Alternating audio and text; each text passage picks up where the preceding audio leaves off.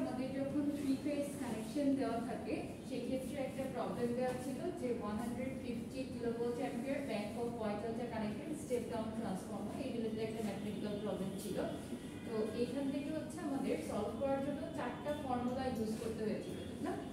তো যারা ক্লাসটা করেছেন হয়তো মনে আছে, আমি কয়েকটা কোয়েশ্চেন করব, ওয়ান বাই ওয়ান অ্যান্সার দিবেন। প্রথমে আয়শা বলেন তো, যদি আমাদের লাইন ভোল্টেজ দেওয়া থাকে ওয়াই কানেকশনের ক্ষেত্রে আমরা ফেজ ভোল্টেজটাকে কিভাবে ক্যালকুলেট করব? আপনি লাইন ভোল্টেজ ইকুয়াল টু হচ্ছে √3 ইনটু ফেজ ভোল্টেজ। আর ওয়াই কানেকশনের ক্ষেত্রে যদি আমার লাইন কারেন্ট দেওয়া থাকে ফেজ কারেন্ট কিভাবে ক্যালকুলেট করব? Equal, right? ওকে, মেবিও তো ছিলেন না, আপনি ছিলেন ফর্মুলাটা? হ্যাঁ, এটা আপনি ছিলেন। আচ্ছা, এবার বলেন তো, যদি ডেল্টা কানেকশন হয়, ডেল্টা কানেকশনের ক্ষেত্রে আমাদের লাইন কারেন্ট দেওয়া থাকলে ফেজ কারেন্ট কিভাবে বের করতে হয়?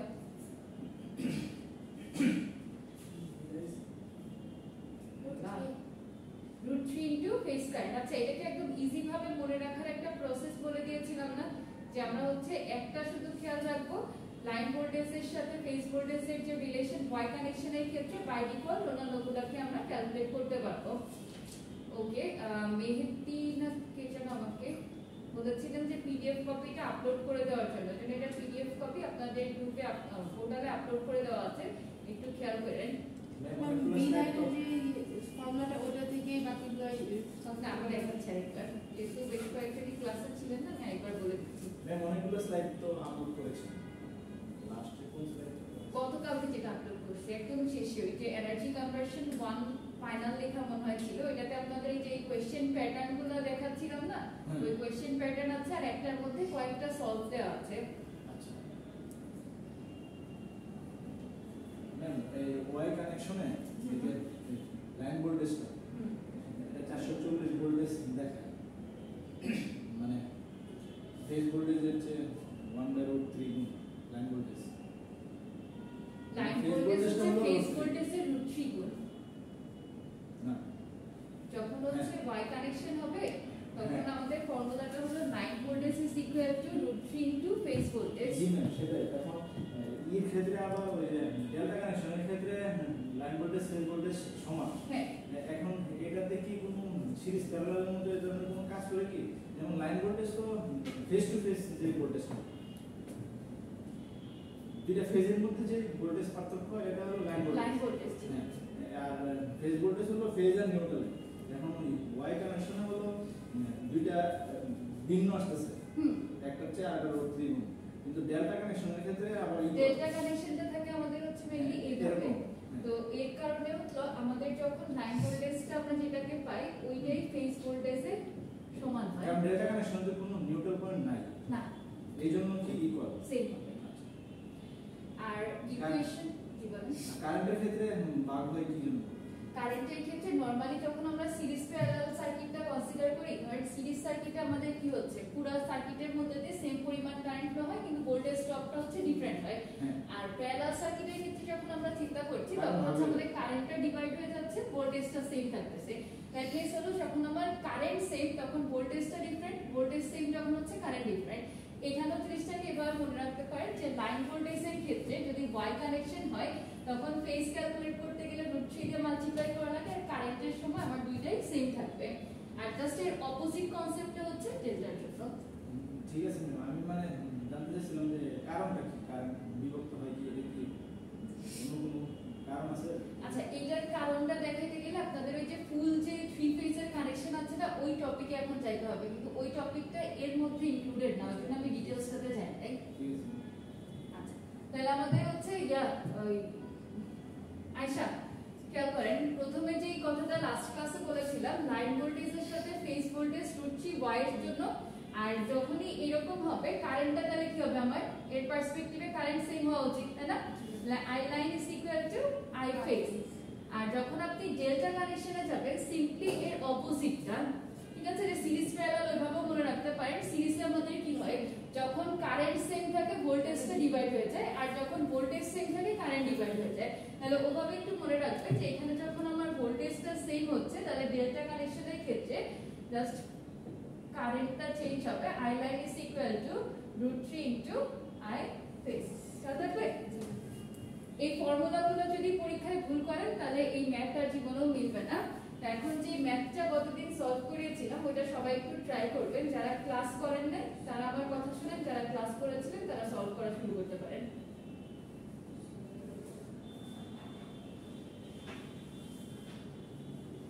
আচ্ছা, এই অঙ্কটার ক্ষেত্রে আমাদেরকে চারটা জিনিস ক্যালকুলেট করতে বলা হয়েছিল, ঠিক আছে? যে 150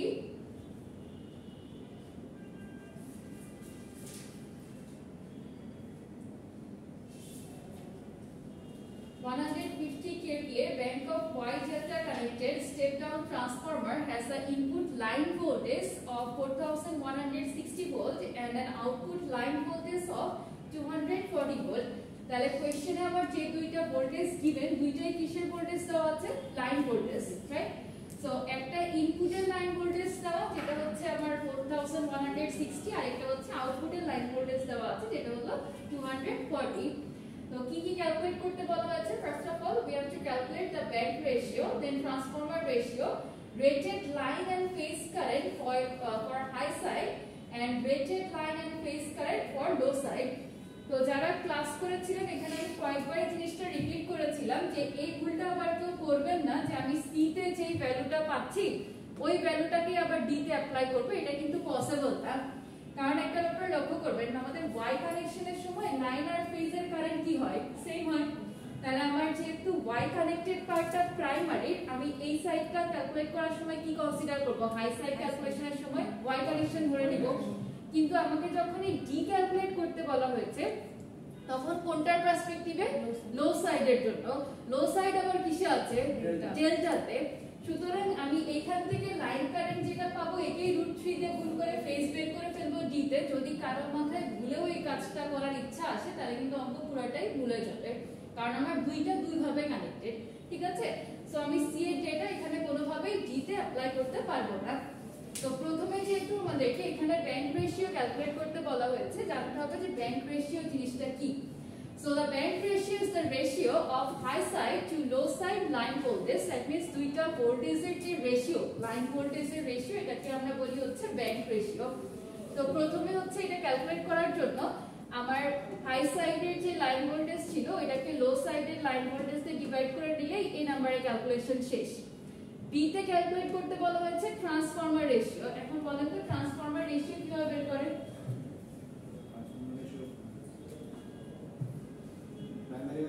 প্রাইমারি বাই সেকেন্ডারি করতে হয় না? প্রাইমারি ভোল্টেজ ডিভাইডেড বাই হচ্ছে সেকেন্ডারি ভোল্টেজ। কিন্তু এখন বলেন আমরা প্রাইমারি ভোল্টেজ আর সেকেন্ডারি ভোল্টেজ এখান থেকে কি ডাইরেক্ট বসাই দিতে পারবো? না, পারবো না। তো প্রথমে যে কাজটা আমাদেরকে এখান থেকে করতে হবে সেটা হলো যখন আমার ডেল্টা কানেকশন আছে, ডেল্টা কানেকশনের সময় লাইন আর ফেজের ভোল্টেজটা ইকুয়াল হয়, বাট ওয়াই কানেকশনের সময় কি ডিফারেন্স? লাইন ভোল্টেজ সমান হচ্ছে √3 ইনটু ফেজ ভোল্টেজ। তো প্রথমে আমাকে এখান থেকে ফেজ ভোল্টেজটা বের করে নিতে হবে।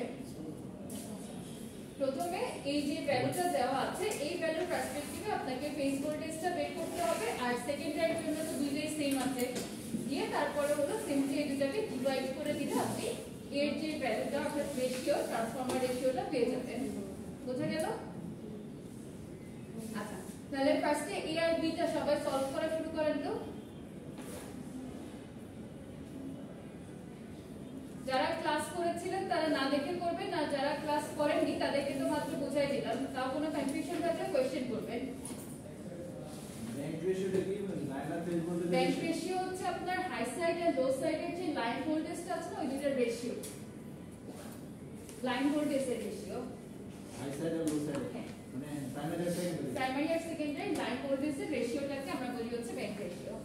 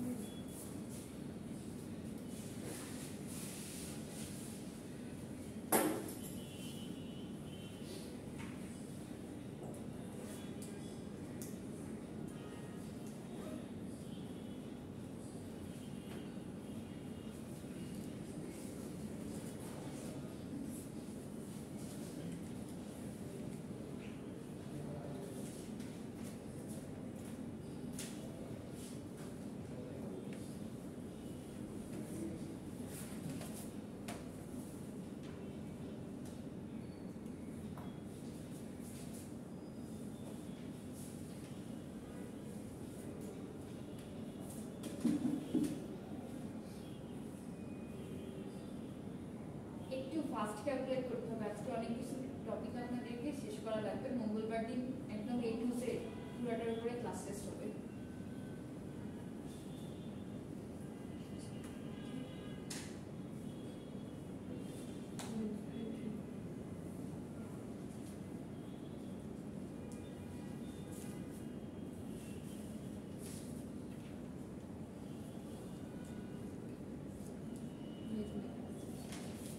আচ্ছা, আপনাদেরকে ট্রান্সফরমারের ওপেন সার্কিট টেস্ট আর শর্ট সার্কিট টেস্ট এই দুটো দেখানো হয় না ফাইনালে, তাই না? সরি, দুটো দেখানো হয় না, ফাইনালে দেখাবো বলেছিলাম। এই দেখাইছিল সাকিব স্যার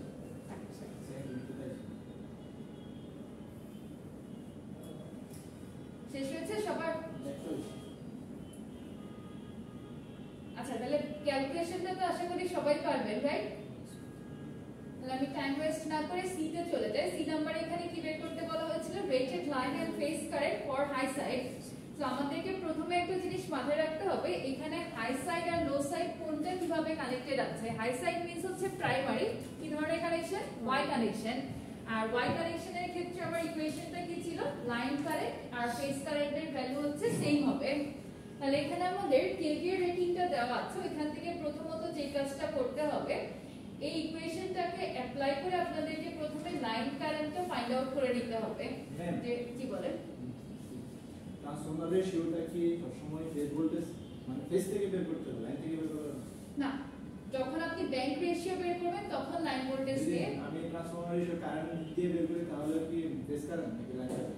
কারেন্ট বের করতে গেলে তো আপনার এই যে সি এর যে ক্যালকুলেশন আছে ওইটা আবার আগে বের করে নিতে হবে। এটা বলতেছি না, এমনিতে নরমালি আমি সিঙ্গেল ফেজের জন্য তো কারেন্ট ভোল্টেজ সবই দেখি ফেজ আর সিঙ্গেল ফেজ। থ্রি ফেজের ক্ষেত্রে আমি যখন ট্রান্সফরমার রেশিও বের করতেছি ভোল্টেজকে ফেজ নিচ্ছি, লাইনে নিলে সাপোর্ট হবে না, কারেন্ট তাহলে ফেজে নিতে হবে আবার, কারেন্টও ফেজ নিতে হবে। আচ্ছা ঠিক আছে। আচ্ছা, এরপরে হচ্ছে y এর জন্য দুইটা ইকুয়াল হবে, সেম ভাবে আবার আমরা ডেল্টার জন্য ক্যালকুলেশন করব, জাস্ট ফর্মুলাটা ডিফারেন্ট হবে, যে হচ্ছে আমার line current is equal to √3 into phase. সুতরাং যখনই আমরা হচ্ছে এখান থেকে লাইনটা বের করে নিব, ফেজ বের করতে গেলে √3 দিয়ে ডিভাইড করে দেওয়া। এইটুকুই ছিল হচ্ছে আমাদের লাস্ট ক্লাসের একদম শেষে যে অঙ্কটা দেখিয়েছিলাম ওই ম্যাথটা। আর আজকে হচ্ছে আপনাদের ক্লাসটা আমি মেইনলি শুরু করব ট্রান্সফরমারের যে আপনার ওপেন সার্কিট টেস্ট আর শর্ট সার্কিট টেস্ট আছে এটাকে দিয়ে। তো ফার্স্টে একটা কোশ্চেন সবাই একটু খাতায় লিখে রাখেন যে why open circuit test is performed in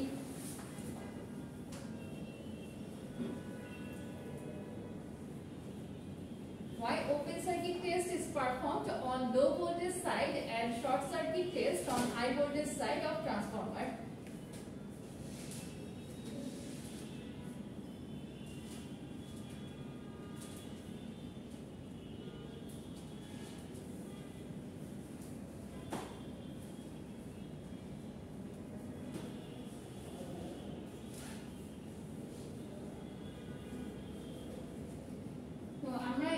কয়েকটা জিনিস জানবো এখান থেকে, ঠিক আছে? যে ওপেন সার্কিট টেস্টটা কেন লো ভোল্টেজ সাইডে করা হয়, শর্ট সার্কিট টেস্ট কেন হচ্ছে হাই ভোল্টেজ সাইডে করা হয়, যদি আমরা অপোজিট ভাবে করতাম তাহলে কি কোনো অসুবিধা হতো কিনা, বা হচ্ছে কেন আমরা করি না, এই ধরনের সবগুলা রেজাল্ট নিয়ে আমরা আজকে ডিসকাস করব। এন্ড ফার্স্ট অফ অল আমাদেরকে এটাও জানতে হবে যে কেন এই টেস্টিং গুলো আমাদের ইম্পর্টেন্ট, ঠিক না? শুধু শুধু আমরা একটা ডিভাইস বসে আছে এটাকে নিয়ে টেস্ট কেন করতে যাব। So the open circuit test and short circuit test are essential methods for determining the parameters of a transformer equivalent circuit such as core loss, copper loss and impedance. তো এখন একটা কোশ্চেন হচ্ছে মোরালেস সবারই মাথায় আসা উচিত যে আমরা না এগুলা ক্যালকুলেট করার জন্য বা ডিটারমাইন করার জন্য টেস্টিং গুলো করলাম, ফাইন, কিন্তু ওপেন সার্কিট টেস্টটা হাই ভোল্টেজ সাইডে কি করা যাবে? কি মনে হয় সবার? Open circuit test high voltage সাইডে করা যাবে? যাদের একটু আইডিয়া আছে একটু চিন্তা করে বলেন তো, বা কেনই বা আমরা লো ভোল্টেজ সাইডে রাখছি? আইডিয়া নাই। আচ্ছা, ধরেন আমি একদম ইজি একটা আপনাদেরকে एग्जांपल দেই, দেওয়ার পরে একটা ভিডিও দেখাবো। এই ভিডিওতে একদম ডিটেইলসে ক্যালকুলেশন সহ দেওয়া আছে, আমি আপনাদেরকে প্রত্যেকটা লাইন টু লাইন এটা দিয়ে বোঝায়ও দিব। আমরা ইউনিভার্সিটিতে সবাই আসি, তাই না?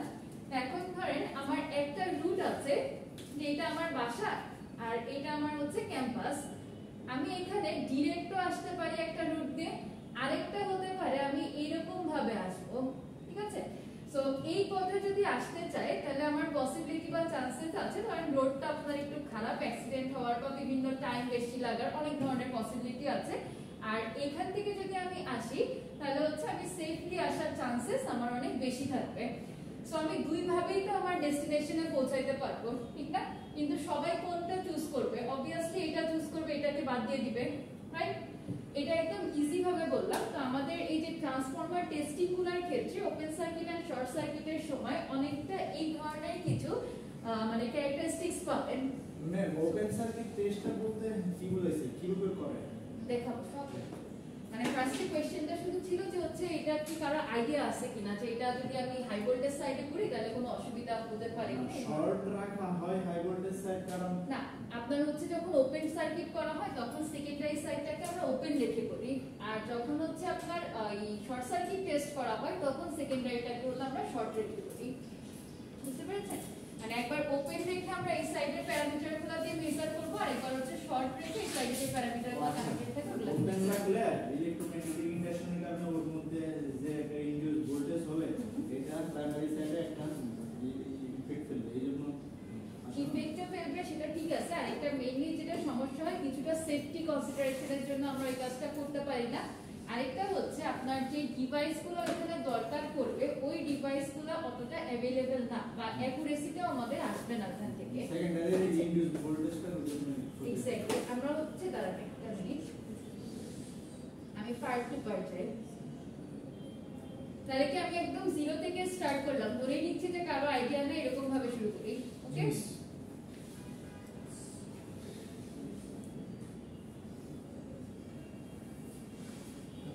Welcome back my dear students. आज की इस वीडियो से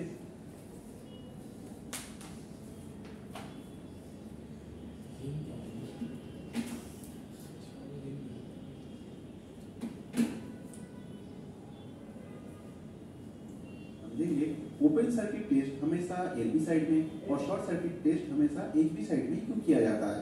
देखो ट्रांसफार्मर में ये दो टेस्ट हम लोग करते क्यों हैं। ट्रांसफार्मर का इक्विवेलेंट पैरामीटर का वैल्यू निकालने के लिए पहले तो तुम लोग को ये समझना जरूरी है कि open circuit test LV side में ही करना है, ऐसा कुछ हार्ड एंड फास्ट रूल नहीं है, तुम इसको एचबी साइड में भी कर सकते हो।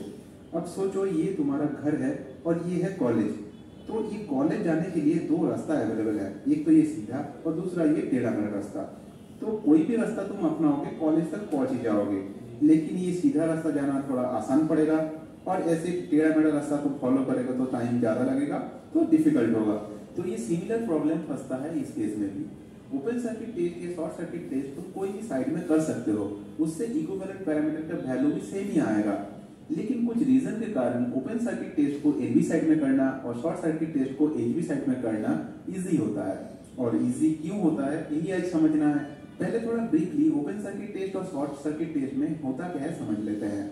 ओपन सर्किट टेस्ट में एलबी साइड में हम लोग वोल्टेज देते हैं और एचबी साइड को ओपन रखते हैं। এখানে আরেকটা জিনিস একটু ফার্স্টে বলে রাখি, ওপেন সার্কিট টেস্ট হচ্ছে লো ভোল্টেজ সাইডে করা হয়, ঠিক আছে? এটার মানে কিন্তু এই না যে আমি লো ভোল্টেজ সাইডটাকে ওপেন করে দিব, বুঝতে পেরেছেন? আমরা হচ্ছে হাই ভোল্টেজ সাইড যেটা আছে ওইটাকে ওপেন করব, আর যখন আমার শর্ট সার্কিট টেস্ট করা হয় তখন হাই ভোল্টেজ সাইড যেটা থাকে ওইটাকে আমরা শর্ট রাখবো, ঠিক আছে? এই কনসেপ্টটা সবাই প্রথম থেকে একটু মাথায় রাখেন যে আমরা যখন ওপেন সার্কিট টেস্ট করব তখন হাই ভোল্টেজ সাইডটাকে ওপেন করে দিব, আর যখন শর্ট সার্কিট টেস্ট করা হয় তখন হাই ভোল্টেজ সাইডটাকে শর্ট রাখা হয়। বাট যদি কোশ্চেন আসে যে কোনটা কোন সাইডে করা আপনার মানে ইজি বা কেন আমরা করি, তখন হচ্ছে এইভাবে আমরা জিনিসটাকে এক্সপ্লেইন করি যে open circuit test is done on low voltage side and short circuit test is on high voltage side. বুঝা গেল? মেজার করার জন্য এক্স্যাক্টলি আমরা মেজার করব হচ্ছে সবকিছু লো ভোল্টেজ সাইডে রেখে, কিন্তু আমরা হাই ভোল্টেজটাকে ওপেন রাখবো। ক্লিয়ার? जो मेजरिंग इंस्ट्रूमेंट कनेक्ट करना है वो एलबी साइड में किया जाता है। अब यहाँ पे कुछ स्टूडेंट के मन में डाउट होता है open circuit test LV side में करना है, इसका मतलब वो लोग समझता है एलबी साइड को ओपन रखना है। That is very wrong concept. Test LV side में करना है इसका मतलब वोल्टेज इधर देना है, जो मेजरिंग इंस्ट्रूमेंट तुमको कनेक्ट करना है वो एलबी साइड में करना है और उसका दूसरा साइड को ओपन रखना है, मतलब एचबी साइड को ओपन रखना है। सिमिलरली शॉर्ट सर्किट टेस्ट में एलवी साइड को शॉर्ट करेंगे, ना कि एचवी साइड को शॉर्ट करना है। और एचवी साइड से हम लोग वोल्टेज देंगे और मेजरिंग इंस्ट्रूमेंट को कनेक्ट करेंगे। Now I think this concept is clear. So basically ये दो टेस्ट में होता क्या है, कोई एक साइड में उनको मेजरिंग इंस्ट्रूमेंट को कनेक्ट करना है और एक वोल्टेज सोर्स को लगाना है। जिस এতটুকু পর্যন্ত কি সবার ক্লিয়ার? যে যখন আমরা ওপেন সার্কিট টেস্টটা করব তখন কি করতে হবে, হাই ভোল্টেজ সাইডটাকে আমরা ওপেন রাখবো, আর যখন শর্ট সার্কিট টেস্ট করব তখন লো ভোল্টেজ সাইডটাকে কি করতে হয়, শর্ট করে দিতে হয়। तुम ट्रांसफार्मर में वोल्टेज सप्लाई दोगे और दूसरा साइड को ओपन सर्किट टेस्ट के केस में ओपन रखना है और शॉर्ट सर्किट में जस्ट यहाँ पे शॉर्ट कर देना है। सो ये दोनों टेस्ट किसी भी साइड में किया जा सकता है, लेकिन जैसे इस एग्जाम्पल में हम लोग बताए थे, ये दोनों रास्ता में से एक रास्ता इजी होता है, एक होता है डिफिकल्ट। सिमिलरली इस केस में भी अगर ओपन सर्किट टेस्ट को हम लोग एलवी साइड में करते हैं और शॉर्ट सर्किट टेस्ट को एचवी साइड में करते हैं, ये सब इजीली अवेलेबल होगा लैब या वर्कशॉप में। क्योंकि ओपन सर्किट टेस्ट को एलवी में करोगे और शॉर्ट सर्किट को एचवी में करोगे तो जो वोल्टेज सोर्स, वोल्टमीटर और एमीटर का जरूरत पड़ता है, उसका रेटिंग स्टैंडर्ड रेटिंग। আচ্ছা, আমাদের হচ্ছে ল্যাবে যে ইনস্ট্রুমেন্টটা আছে ওইটাও কিন্তু হলো আপনার স্ট্যান্ডার্ড ধরেই করা, ঠিক আছে? এজন্য আপনাদেরকে যখন এনার্জি কনভার্সন 2 তে যাওয়ার সময় এগুলো হয়তো বা ল্যাবগুলো আপনাদের দেখানো হবে, তো তখন অবশ্যই এই জিনিসটা মাথায় রাখবেন যে আমাদেরকে স্ট্যান্ডার্ড ধরে কাজ করতে হবে, বুঝতে পেরেছেন? তখন যদি এটার অপোজিটটা করতে যান তাহলে কিন্তু ওর জন্য যে হচ্ছে আপনার ইকুইপমেন্টগুলো দরকার এটা ল্যাবে নাই। ইভেন শুধু আমাদের ল্যাব বলে না, আপনি যে ল্যাবেই দেখেন না কেন কোনো ল্যাবে এই ডিভাইসগুলো অ্যাভেলেবেল থাকবে না। কেন থাকবে না, ওইটা ম্যাথমেটিক্যাল যখন অ্যানালাইসিস দেখানো হবে তখন নিজেরাই বুঝতে পারবেন। आसपास ही होता है। तो चलो अब देखते हैं, मैं जो बोल रहा हूँ ये सब voltage source, voltmeter, ammeter easily available होगा, स्टैंडर्ड रेटिंग का होगा, ये मैं कैसे बोल सकता हूँ। सो ओपन सर्किट टेस्ट हम लोग दोनों साइड में करेंगे, एक बार करेंगे एलवी साइड में, एक बार करेंगे एचवी साइड में। तो तब तुमको पता चल जाएगा एचवी साइड में करोगे तो क्या दिक्कत होगा। सो आप एक ट्रांसफार्मर कंसीडर करो जिसका रेटिंग है 15 kVA।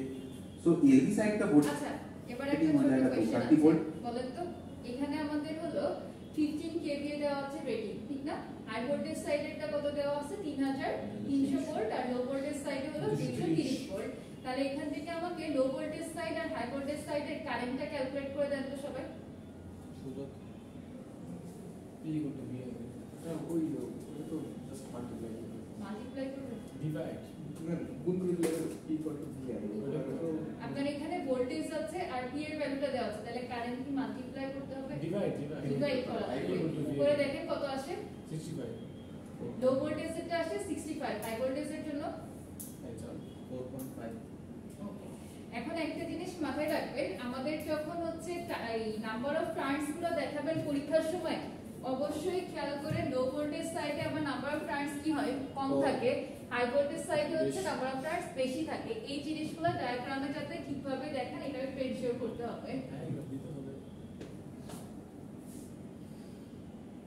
और केवीए को जैसे इस वोल्टेज से डिवाइड करोगे तो 65 एम्प्स मिल जाएगा। सो एलवी साइड का करंट रेटिंग है 65 एम्प्स। सिमिलरली एचवी साइड का करंट रेटिंग मिलेगा 4.5 एम्प्स और वोल्टेज रेटिंग है 3300 वोल्ट। सो अब हम लोग एलवी साइड में ओपन सर्किट टेस्ट करेंगे। तो मेजरिंग इंस्ट्रूमेंट एलवी साइड में लग गया और एचवी साइड को ओपन रखते हैं। और क्या करना है हम लोगों को, एलवी साइड में रेटेड वोल्टेज अप्लाई करना है और रेटेड वोल्टेज कितना है 230 वोल्ट। सो ये वोल्टमीटर का रेटिंग ऐसा होना चाहिए कि 230 वोल्ट मेजर कर पाए और एमीटर का रेटिंग कितना होगा। আচ্ছা, এখান থেকে আমরা এমিটারের রেটিং কত হবে কেউ বলতে পারবে? কারণ যেহেতু লো ভোল্টেজ সাইড নিয়ে কাজ করছি, আমার তো লো ভোল্টেজ সাইডের যে ভোল্টেজটা ওইটাকেই নিতে হবে, রাইট? যদি হাই ভোল্টেজ সাইড নিয়ে কাজ করতাম, হাই ভোল্টেজ সাইডের যে ভোল্টেজ ছিল অর্থাৎ 3300 এটাকে নিয়ে কাজ করতে হতো, যদি এটা সম্ভব হবে না। তো এনিওয়েজ যদি আমরা ভোল্টেজটাকে তো এখান থেকে নিতে পারতাম, কারেন্ট কি 65 বা 4.5 যে কোনোটা ডিরেক্ট আমি বসে দিতে পারবো? রেঞ্জ আছে, ভেরি গুড। রেঞ্জটা কিভাবে বের করে? এমিটার কোন দেওয়াই থাকে মানে 65 এর তো হবে না, 65 ডিরেক্ট হবে শিওর? রেঞ্জে তো যে পাকে ये यहाँ पे करंट कितना फ्लो होगा वो मेजर करना पड़ेगा और यहाँ पे करंट कितना फ्लो करेगा। देखो यहाँ पे ट्रांसफार्मर यहाँ पे ओपन है तो कुछ ट्रांसफार्मर में लोड तो कनेक्ट नहीं है, जितना करंट होगा वो जस्ट मैग्नेटाइजिंग करंट होगा, दैट मींस एक्साइटेशन करंट। और देखा जाता है जो फुल लोडिंग एम्प्स है उसका সবাই ইকুয়েশনটা খাতায় লিখে রাখেন। এই কোশ্চেনটাই করেছিলাম যে এক্সাইটেশন কারেন্ট যেটা হবে এটা হচ্ছে ফুল লোডিং কারেন্টের 5%। ঠিক আছে? তাহলে আমাদের এখানে লো ভোল্টেজ সাইডের কারেন্ট রেটিং কত ছিল 65 অ্যাম্পিয়ার। তাহলে এখানে যখন আমরা কারেন্টের ভ্যালুটাকে ক্যালকুলেট করব 5% অফ 65 অ্যাম্পিয়ার অর্থাৎ 3.25।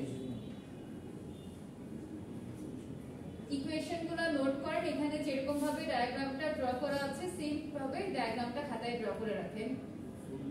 এই কোয়েশ্চেনটা পরীক্ষার জন্য খুবই ইম্পর্টেন্ট, এজন্য একদম পার্ট টু পার্ট যেভাবে যা দেখানো হবে এক্সপ্লেইন করা হবে সবকিছু পরীক্ষার জন্য মাথায় রাখতে হবে। 5% of FFLA কোনটা 5% of ফুল লোড কারেন্ট, আপনারা ফুল ফর্ম লিখেন।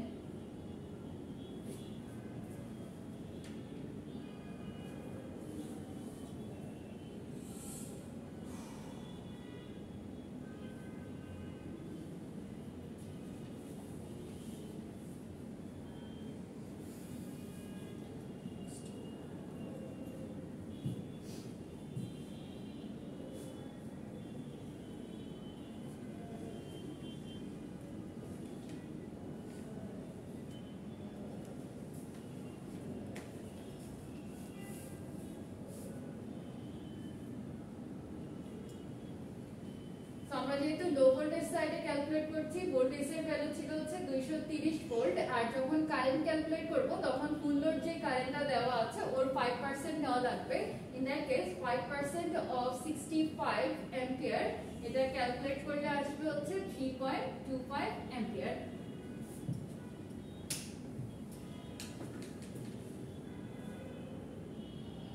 परसेंट ही एक्साइटेशन करंट होता है। सब ट्रांसफार्मर का एक्साइटेशन करंट सेम नहीं होता है, जस्ट ये 5% के आसपास ही होता है। सो इस केस में हम लोग 5% कंसीडर करते हैं। আপনারা एग्जाम টাইমে 5% কনসিডার করেই করবেন, ঠিক আছে? একদম অ্যাকুরেট লাগবে না, 5% কনসিডার করে নিলেই হবে। तो एक्साइटेशन करंट कितना आ जाएगा? यहाँ पे रेटिंग है 65 एम्स, तो उसका 5% आ गया 3.25 एम्स। सो यहाँ से 3.25 एम्स फ्लो करेगा। So open circuit test LV side में करने से हम लोग देखे वोल्टेज सोर्स 230 वोल्ट का होना चाहिए और वोल्टमीटर का रेटिंग ऐसा होना चाहिए जो 230 वोल्ट मेजर कर पाए, और एमीटर का रेटिंग ऐसा होना चाहिए जिससे उस 3.25 एम्स हम लोग मेजर कर पाए। আচ্ছা, আরেকটা জিনিস একটু বলে রাখি, আমাদের হচ্ছে ল্যাবগুলোতে যে ইনস্ট্রুমেন্টগুলো থাকে সচরাচর হলো আপনার অ্যামিটারের মেজারিং 0 থেকে 5 অ্যাম্পিয়ার পর্যন্ত হয়, ঠিক আছে? আর ভোল্টেজ যদি এরকম 230 বা অ্যারাউন্ড থাকে ওই জিনিসগুলোকে আমরা ভোল্টমিটার দিয়ে ইজিলি মেজার করতে পারি। কিন্তু হাই ভোল্টেজ সাইডে যদি আমরা এই টেস্টিংটা করতে যেতাম সেক্ষেত্রে আমার ভোল্টেজ কত হয়ে যেত 3300 ভোল্ট, তাই না? আর ওর পার্সপেক্টিভে কারেন্ট কত ছিল 4.5 অ্যাম্পিয়ার। তাহলে 5% অফ 4.5 অ্যাম্পিয়ার যদি আমি করি, একটু মাল্টিপ্লাই করে দেখেন তো কত আসে 5% অফ 4.5 অ্যাম্পিয়ার। অনেক ছোট আসবে। তাহলে এত ছোট কারেন্ট কি আপনার অ্যামিটার দিয়ে অ্যাকুরেটলি মেজার করা পসিবল? পসিবল না। আবার যদি আমি ভোল্টেজের কথা চিন্তা করি, ওই 3300 ভোল্টে কি আপনি নরমাল যে ভোল্টমিটার থাকে ওইটা দিয়ে কাজ করতে পারবেন? পারবেন না। সো আমার ভোল্টেজ সোর্স যেটা ল্যাবে अवेलेबल ওইটাতেও আমি কাজ করতে পারছি না, আবার অ্যামিটার যেটা থাকে ওইটা এখন বলতে পারেন আপনি 0 থেকে 5 অ্যাম্পিয়ার তো নেওয়া পসিবল, কিন্তু অত ছোট কারেন্ট অ্যাকুরেটলি আপনি ওই মানে অ্যামিটার দিয়ে মাপতে পারবেন না। বোঝা গেল? তাহলে এখন ওই যে আমরা বলেছিলাম না যে দুই ভাবেই করা যায়, কিন্তু আমাদের জন্য কোনটা সুইটেবল হবে এটা ডিসাইড করা লাগে। তো যখনই আমরা লো ভোল্টেজ সাইডে করতে যাচ্ছি, আমার ভোল্টেজ সোর্স যেটা বা ভোল্টমিটার অ্যামিটারের রেটিংগুলো স্ট্যান্ডার্ড, বাট আপনি যখনই এই কাজটা হাই ভোল্টেজ সাইডে করতে যাবেন যে ভ্যালুগুলো পাওয়া যাবে কোনটাই এখানে স্ট্যান্ডার্ড রেটিং এ আপনি পাবেন না। কথাটা ক্লিয়ার সবার কাছে? तो अब चलो ये सेम टेस्ट करेंगे एचबी साइड में। तो एचबी साइड में मेजरिंग इंस्ट्रूमेंट कनेक्ट करना है और वोल्टेज कितना अप्लाई करना है जो আচ্ছা, আরেকটা জিনিস খেয়াল করেন, যখনই আমরা এইচপি সাইডের কথা কনসিডার করছি, ডোজ ভোল্টেজের কথা বলে কি করছিলাম, যত ইনস্ট্রুমেন্ট আছে সব হচ্ছে লো সাইডে কানেকশন ছিল, তাই না? যখনই আপনি এইচপি সাইডের কথা বলবেন সব ইকুইপমেন্ট কোথায় কানেক্টেড হবে? এইচপি সাইডে। সুতরাং এখন এইচপি সাইডের এই দিকটাতে আমার টার্নস রেশিও বেশি দেখাতে হবে, এই সাইডটাতে হচ্ছে টার্নস রেশিও কম দেখানো লাগবে। তো এই দুইটা ছবি আপনার কখন আসবে? যদি আমি কোনো কম্পারিজন রিলেটেড কোশ্চেন দেই, যেটা কি আমি হচ্ছে দুই সাইডেই করতে পারবো কিনা, যদি পারি তাহলে কিভাবে করা যায় এক্সপ্লেইন করা, এই ধরনের যদি কোনো কোশ্চেন আসে সেক্ষেত্রে হয়তো আপনাদেরকে দুইটা ছবি ড্র করে এক্সপ্লেইন করতে হবে। তো অ্যানসার কোনটা কি হবে এটা কিন্তু কোশ্চেনের উপর বেস করে। যদি আমি স্ট্রেট ফরওয়ার্ড দিয়ে দিই যে ওপেন সার্কিট টেস্ট কোন সাইডে করতে হয় এন্ড শর্ট সার্কিট টেস্টটা কিভাবে করা লাগে, তাহলে হচ্ছে আপনার যেটা একদম মেইন যে ওপেন সার্কিট টেস্ট আমি লো ভোল্টেজ সাইডে করি, শর্ট সার্কিট টেস্ট হচ্ছে হাই ভোল্টেজ সাইডে করি, ওই একটা দুইটা ডায়াগ্রাম ড্র করলেই হবে। আর যদি এটার পেছনে কারণ দেখাইতে বলি তখন কিন্তু আপনার একটার পার্সপেক্টিভে দুইটা করে ডায়াগ্রাম আসছে। পরীক্ষায় এগুলো একটু মাথায় রাখতে হবে কোশ্চেন কি করেছি। একটা কোশ্চেন কি 10 মার্কের হয়েছে যে না, আমি যদি ওইরকম বড় কোশ্চেন দেই অবভিয়াসলি হচ্ছে মার্কস বেশি থাকবে, কিংবা দুইটা পার্টে দুইটা দিব। কোশ্চেনটা আরো বলেন তো কি টাইপের হতে পারে? কম্পারিজন। ধরেন আমি যদি স্ট্রেট ফরওয়ার্ড কোশ্চেন করি যে এই যে আপনার হচ্ছে why open circuit test is performed on low voltage side and short circuit test on high voltage side of a transformer, তাহলে আপনি সরাসরি হচ্ছে ড্র করে দিয়ে মানে সলভ করতে পারবেন। আর যদি এটার পেছনে কারণ এক্সপ্লেইন করতে বলি, ঠিক আছে, কিংবা করা যাবে না কি যাবে এই ধরনের কোশ্চেন থাকে, তখন আপনাকে সবগুলো ছবি আঁকতে হবে। আর ওইটা তখন দুই পার্টে কোশ্চেন হয়ে যাবে। ধরেন এ তে আমি দিব ওপেন সার্কিটটা, বি তে দিব হচ্ছে শর্ট সার্কিটটা। বুঝতে পেরেছেন? আচ্ছা, পুরো ভিডিওটা শেষ করি, তারপরে কোশ্চেন প্যাটার্ন নিয়ে একবার আলোচনা করে দিব। সবার মন খারাপ হয়ে গেছে, এই দিকে তো একটাতে 10 দেওয়া উচিত। और देखो इस केस में करंट कितना फ्लो करेगा, करंट होगा सेम एक्साइटेशन करंट जो होगा 5% ऑफ एफएल, मतलब full loading amps. HB side का फुल लोडिंग एम्प्स है 4.5 एम्प्स, तो उसका 5% आ जाएगा 0.2 एम्प्स। तो अब इस केस में देखो वोल्टेज सोर्स यहाँ पे जो रिक्वायर्ड है वो 3300 वोल्ट। वोल्टमीटर ऐसा अरेंज करना है जिससे तुम 3300 वोल्ट मेजर कर पाओ, और एमीटर के थ्रू करंट फ्लो करेगा 0.2 एम्प्स। सो अब ये दो केस कंपेयर करके देखो कि अगर एक भी साइड में हम लोग ओपन सर्किट टेस्ट करते हैं तो वोल्टेज सोर्स चाहिए 3300 वोल्ट, लेकिन इस केस में था 230 वोल्ट, और 230 वोल्ट को अरेंज करना बहुत ही आसान है। सो ये इजीली मिल सकता है, लेकिन इतना ज्यादा 3300 वोल्ट को अरेंज करने के लिए स्पेशली हाई वोल्टेज ट्रांसफार्मर का जरूरत पड़ती है। আচ্ছা বলেন তো এখানে তাহলে কি দরকার হবে? 3300 ভোল্টেজ যদি লাগে তখন কি করতে হবে? মানে আমাদের তো নরমালি এই ভোল্টেজ সোর্স যখন 230 ভোল্ট আমি দিচ্ছি তখন ওইটার জন্য অ্যারেঞ্জ করা লাগছে কত 230 ভোল্ট মেজার করতে পারবে এরকম ধরনের ভোল্টমিটার। না আমি এই ভোল্টমিটার দিয়ে তো আর 3300 ভোল্ট মানে মাপতে পারছি না, তাহলে এখানে আবার কি লাগবে? তখন পোটেনশিয়াল ট্রান্সফরমার লাগবে। তখন এটা মেজার করার জন্য আমাদের পিটি বা পোটেনশিয়াল ট্রান্সফরমারটা দরকার পড়বে। দেখেন একটা ছোট কাজ করতে যায় কত কি লাগছে। और वोल्टमीटर के थ्रू तुम डायरेक्टली দরকার কি? এটা নিয়ে আমরা হাই ভোল্টেজ সাইডে করি না লো ভোল্টেज साइड करी। 300 वोल्ट मेजर नहीं कर पाओगे, तो इसके लिए पीटी कनेक्ट करना पड़ेगा। लेकिन इस केस में 230 वोल्ट जस्ट मेजर करना है, जो स्टैंडर्ड साइड का 415 वोल्ट का वोल्टमीटर होता है उसी से तुम काम चला सकते हो। लास्टली करंट मेजर करने के लिए जो एमीटर का रिक्वायरमेंट है वो 0 to 5 एम्प्स एमीटर जो स्टैंडर्ड साइज का होता है उसी से तुम काम चला सकते हो, लेकिन इसमें 0.2 एम्प्स तुमको मेजर करना है। और इतना कम करंट को एक्यूरेटली मेजर करने के लिए स्पेशली डिजाइन एमीटर आता है, तो स्पेशली डिजाइन एमीटर तुमको यूज करना पड़ेगा। सो अब देखो अगर इतना ज्यादा प्रॉब्लम तुम फेस कर सकते हो तो एक भी साइड में भी तुम ओपन सर्किट टेस्ट कर सकते हो। अब चलो আচ্ছা এটাকে আমি একটু সামারি করে দিই একবার। एम ट्रांसफार्मर पे हम लोग शॉर्ट सर्किट टेस्ट करेंगे और दोनों साइड में करेंगे। Short circuit. হাই ভোল্টেজ সাইডে তো শর্ট সার্কিট টেস্ট করতে পারে। এখানে যে welcome back my dear students, आज की इस वीडियो से हम लोग समझेंगे ओपन सर्किट टेस्ट हमेशा एक এটাই জানেন যে কেন লো ভোল্টেজ করি হাই ভোল্টেজ আমরা সুরা কোশ্চেন প্যাটার্ন আমার উত্তর বুঝতে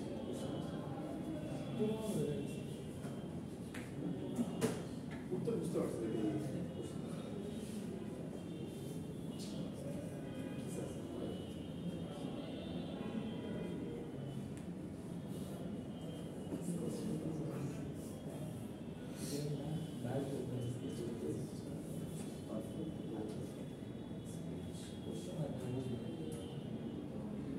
Why use open circuit on a design? Question is there.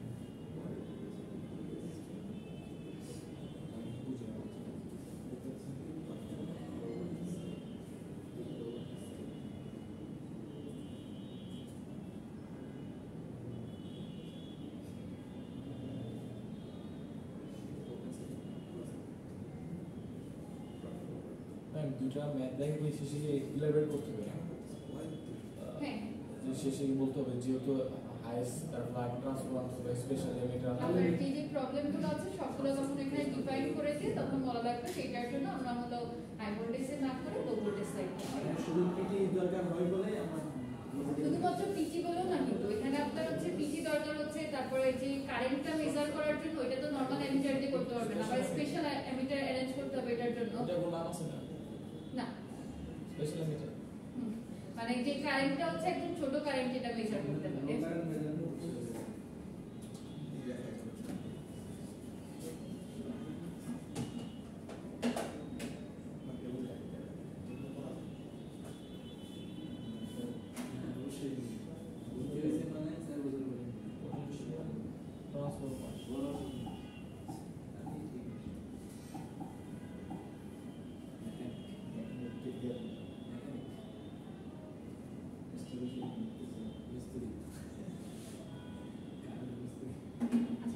এতটুকুর মধ্যে কারো কোনো কোয়েশ্চেন আছে? এটাকে ফুল সামারি করতে পারবেন কি? সবাই বলবে নাকি 3300 ভোল্ট এটা মেজার করার জন্য কি লাগবে? Potential transformer PT. মানে আপনার এখানে হচ্ছে ভোল্টেজটা অনেক বেশি চলে আসে না, 3300 ভোল্ট চলে আসতেছে, তাহলে আমাদের এটার ক্ষেত্রে যেরকম ভাবে অ্যারেঞ্জমেন্টের দরকার ছিল যে আমার ভোল্টেজ সোর্স যদি 230 ভোল্ট হয়, ভোল্ট মিটারটা এমন ডিফাইন করতে হবে বা এমন ভাবে নিতে হবে যেটা আমার 230 ভোল্ট মেজার করতে পারে, রাইট? তো এখানে আপনার যদি 3300 ভোল্ট হয় তো ভোল্ট মিটারটা এমন দরকার যেটা 3300 ভোল্ট নিতে পারবে। তো এখানে প্রিভিয়াস যে ভোল্ট মিটার ছিল এটাতে এত রেঞ্জের ভোল্টেজ নিতে পারবে না, তো সেই ক্ষেত্রে আবার হচ্ছে পোটেনশিয়াল ট্রান্সফরমার বা পিটি যেটা আছে সেটা আমাদের দরকার পড়ে। বুঝতে পেরেছেন? তো এই কোশ্চেনটাতে যদি দুই ভাবেই আপনাকে পরীক্ষায় এক্সপ্লেইন করতে হয় তখন হচ্ছে দুইটা ডায়াগ্রামই ড্র করা লাগবে। প্রথমত যেহেতু আমরা লো ভোল্টেজ সাইডে এটাকে করে থাকি, সুতরাং লো ভোল্টেজ সাইডের ক্ষেত্রে পুরো অ্যারেঞ্জমেন্টটা আমাকে দেখাইতে হবে হচ্ছে লো সাইডে। তো যখন লো সাইডে দেখাবো এখানে নাম্বার অফ টার্নস লো সাইডে কম থাকবে, হাই সাইডে হচ্ছে নাম্বার অফ টার্নসটা বেশি থাকবে। আমরা হাই সাইডটাকে কি রাখবো? ওপেন রাখবো। আর যদি অপোজিট কানেকশনটা শো করতে হয় ডায়াগ্রামটা জাস্ট এর উল্টা ভাবে আঁকা লাগবে, যেমন এদিকে ছিল লো ভোল্টেজ এখন এদিকে হয়ে যাবে কি হাই ভোল্টেজ, আর লো সাইড যেটা আছে লো সাইডটাকে কি করে দিব? আমরা ওপেন করে দিব।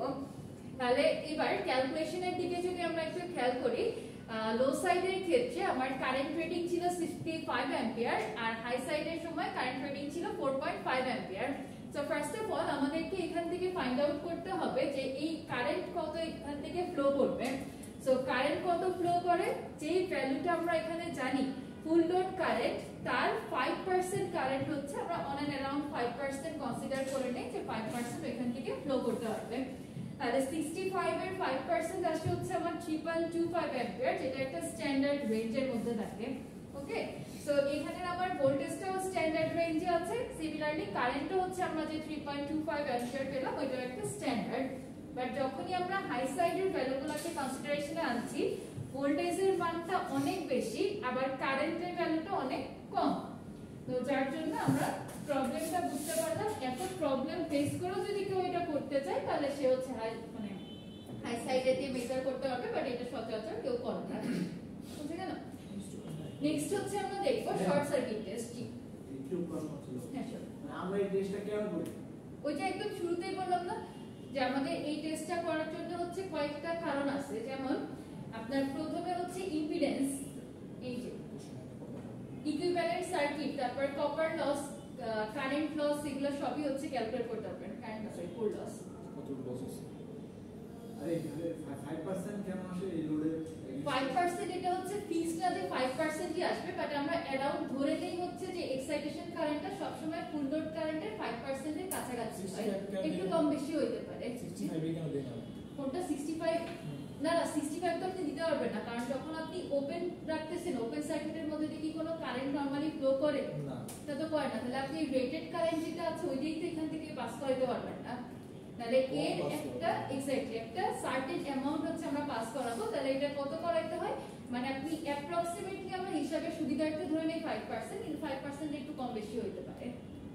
বুঝতে পেরেছেন? এই 5% এর কম বেশি এই জিনিসগুলো আপনি বুঝতে পারবেন যখন হচ্ছে ল্যাবে এগুলো এক্সপেরিমেন্ট করতে যাবেন, কিন্তু এখানে তো আর ক্যালকুলেট করার সময় আপনি অ্যাকুরেট ভ্যালুটা নিয়ে করতে পারবেন, কাজ করার সময়। এক্সাইটেশন আমি যখন লো ভোল্টেজে সাপ্লাই দিচ্ছি তখন এক্সাইটেশন কারেন্টটা তো হাই ভোল্টেজে না নাকি?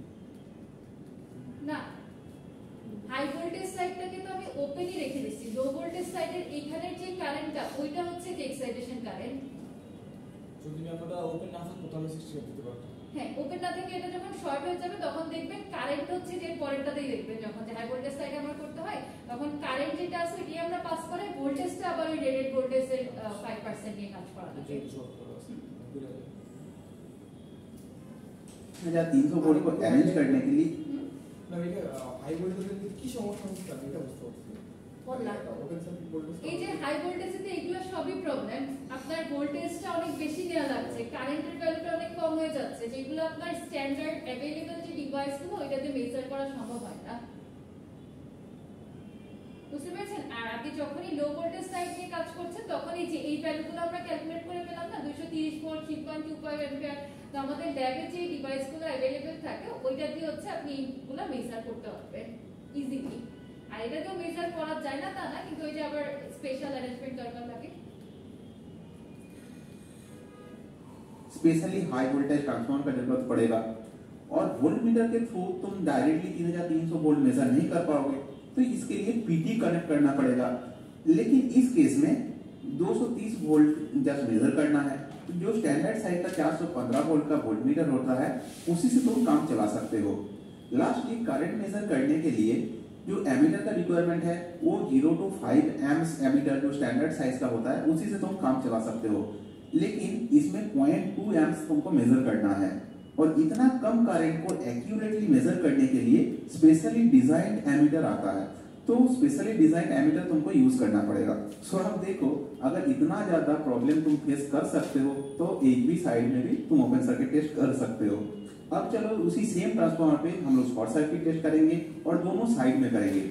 चलो फर्स्टली एलबी साइड में शॉर्ट सर्किट टेस्ट करके देखते हैं।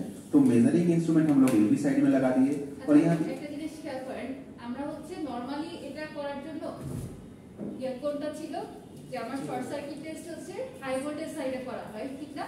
দ্যাট মিন্স হচ্ছে আমরা যদি এই সাইডে শর্ট সার্কিট টেস্টটাকে করে রাখি তাহলে ওইটা আমাদের পারফেক্ট রেজাল্ট দেওয়ার কথা। আর যদি হচ্ছে আমরা লো ভোল্টেজ সাইডে করি তাহলে কিছু একটা প্রবলেম শো করার কথা, রাইট? কারণ এখন আমাদেরকে ফার্স্ট অফ অল ক্যালকুলেট করে দেখতে হবে যে আদৌ কোনো প্রবলেম এখানে আমরা ফেস করি কিনা। দেখেন প্রিভিয়াসটার আর এখানের ক্যালকুলেশন সেম, যেহেতু কেভিএ রেটিং দেওয়া আছে, হাই ভোল্টেজ লো ভোল্টেজের ভোল্টেজ রেটিং দেওয়া, এখান থেকে আমরা প্রথমত কারেন্টটা বের করে নিলাম। তাহলে যখনই আমরা লো ভোল্টেজ সাইডে ক্যালকুলেট করতে যাব আমার কি দরকার পড়বে, এই ভ্যালু দুইটাকে নিয়ে ডিল করতে হবে। আর যখন হাই ভোল্টেজ সাইডে করব তখন হচ্ছে যে বড় যে ভ্যালুটা ছিল 3300 এই মানটাকে নিয়ে কাজ করতে হবে। एक तो वोल्टेज सोर्स लगाना पड़ता है और दूसरा इनमें यहाँ पे शॉर्ट कर देना है। अब करना क्या है, यहाँ पे रेटेड करंट फ्लो कराना है। अब जब প্রিভিয়াসটাতে আমরা কি করেছিলাম, রেটেড ভোল্টেজটা তো দেওয়া ছিল ওইটাকে ডাইরেক্ট ইউজ করছিলাম কারণ এটা যেহেতু ওপেন সার্কিট টেস্ট ছিল, আর কারেন্টটাকে 5% করে নেওয়া হয়েছিল, মনে আছে ওপেন সার্কিট একটু আগে দেখালাম। আর যখন শর্ট সার্কিট টেস্টটা করতে যাবে তখন কারেন্ট রিডিং যেটা দেওয়া আছে কারেন্টটা কি হবে, ওই কারেন্টই ফ্লো করবে, কিন্তু ভোল্টেজ কি আমার 230 ভোল্টই হবে, 230 ভোল্ট হবে না। তাহলে কি করতে হবে, 5%। ये रेटेड करंट फ्लो ना करे, इस वोल्टेज सोर्स का वोल्टेज को बढ़ाते जाना है। सो इस एमीटर के थ्रू करंट कितना फ्लो करेगा, ये rated current that is 65 amps. अब तुमको देखना है यहाँ पे ये 65 एम्प्स फ्लो कराने के लिए कितना वोल्टेज देना है।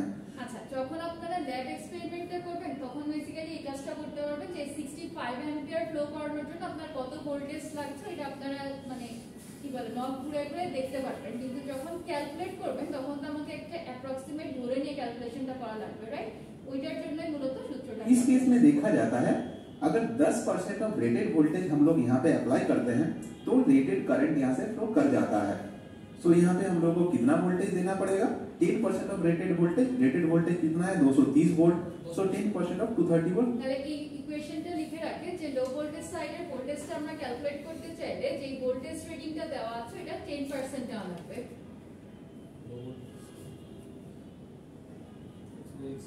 এটা কোন নাম নেই না, ওইটা ছিল এক্সাইটেশন কারেন্ট আর এটা রেটেড লো ভোল্টেজ সাইড।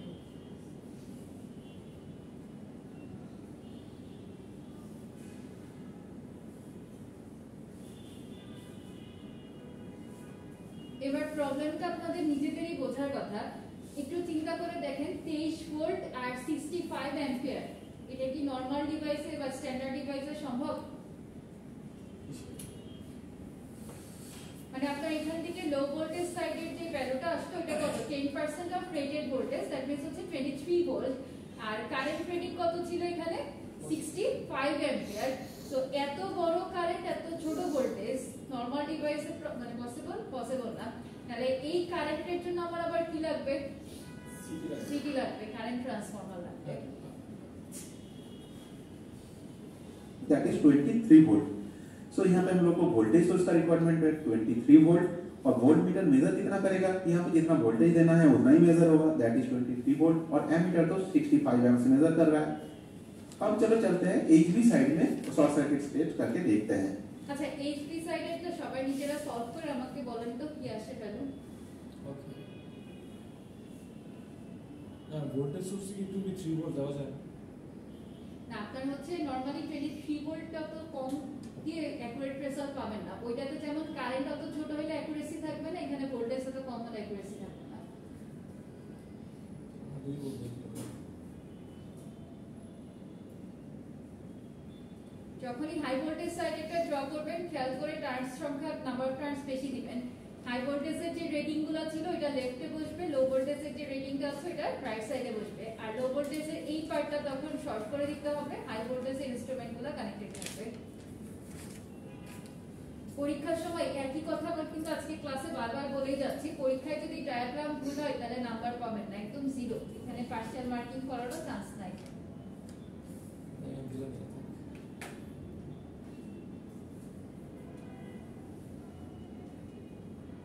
আর এটাকেও ডিরেক্ট মুখস্থ না করে কনসেপ্টটা বোঝার ট্রাই করবেন, দেখেন অনেক সহজ। ঠিক আছে, এই জন্যই আমি আজকে এই টিউটোরিয়ালটা দেখেছি। এটার প্রোনাউন্সিয়েশন বা কিছু তেমন আমরই ভালো না, বাট টিউটোরিয়ালটা একদম পারফেক্ট ইজিলি বোঝার জন্য।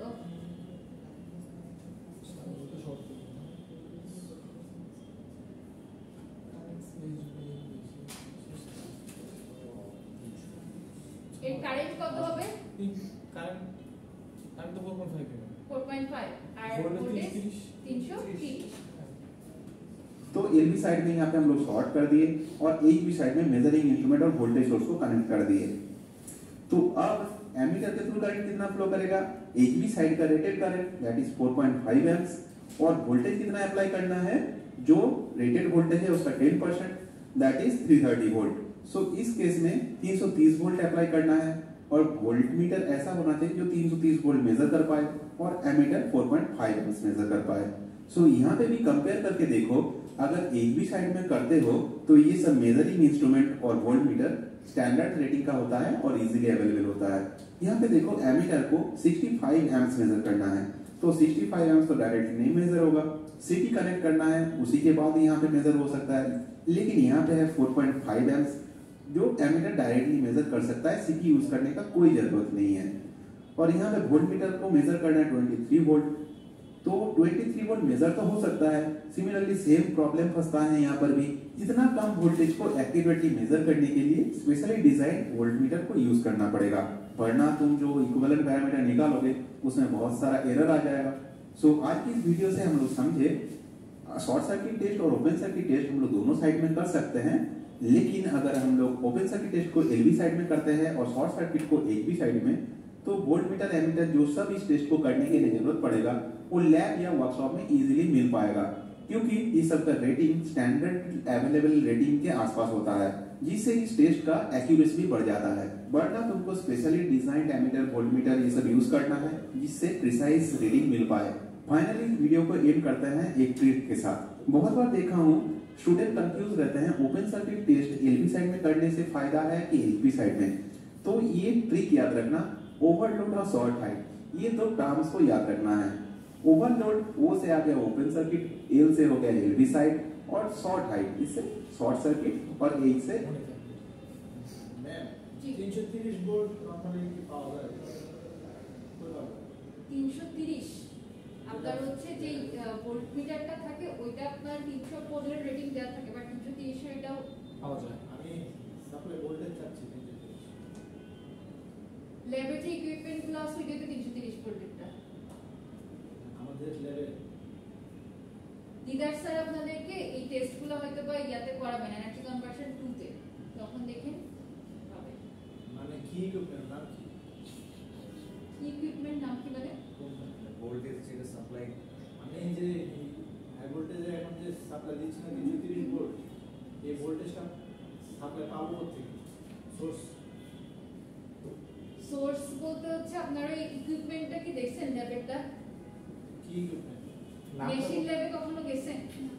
না মেশিন ল্যাবে না গেলে তাহলে আপাতত বোঝানো পসিবল না। ওইখানে মেশিন আছে। ল্যাবে আছে। আচ্ছা আমরা কিছু ওই লেভেল না, না। 903 আপনাদের সাবস্টেশন ল্যাবের লেফট পার্টে দুইটা মেশিন রাখা আছে, দেখছি। ওইটা একটু ভালো করে দেখতে হবে। সে কি স্যার মানে 11 কেবি কনভার্ট করে নিয়ে দিছে নাকি? Convert- 11 কেবি লাইন আমাদের আছে। আর সাবস্টেশনেরটা ওইটা এখন হচ্ছে আমাদের মানে পুরোপুরি চালানো দেখায় না, শুধু ফিট করাগুলো দেখায়। তো ওইটা যখন দেখাবে তখন দেখেন আরেকটু মানে আপডেটেড ওগুলো সব। ওখানে কি জিনিসটা কি ভেরিয়েবল নাকি? কোনটা ল্যাবেরটা? হ্যাঁ। হ্যাঁ ভেরিয়েবল। ভেরিয়েবল রেঞ্জ কত দূর দিতে পারে আউটপুট? রেঞ্জ হাইস্ট আমি ঠিক জানি না, বাট ভেরিয়েবল এটা জানি। মানে এই লেভেলটার রেঞ্জ আমার জানা নাই। ঠিক আছে।